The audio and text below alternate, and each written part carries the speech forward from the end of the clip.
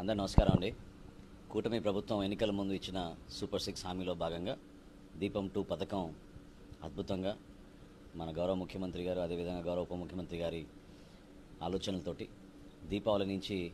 రాష్ట్ర ప్రజలందరికీ కూడా మొదటి విడతలో భాగంగా ప్రతి ఒక్క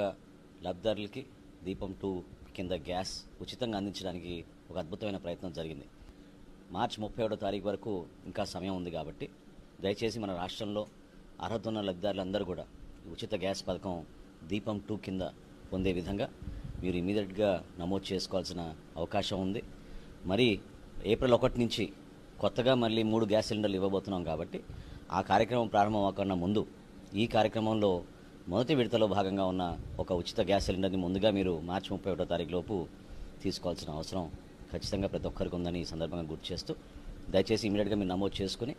మార్చి 31వ తారీఖు కల్లా మీరు గ్యాస్ బుకింగ్ చేసుకోమని మరొకసారి రాష్ట్ర ప్రభుత్వం తరఫున పౌర సరఫరాల శాఖ నుంచి మీ అందరికీ కూడా విన్నవించుకుంటున్నాం.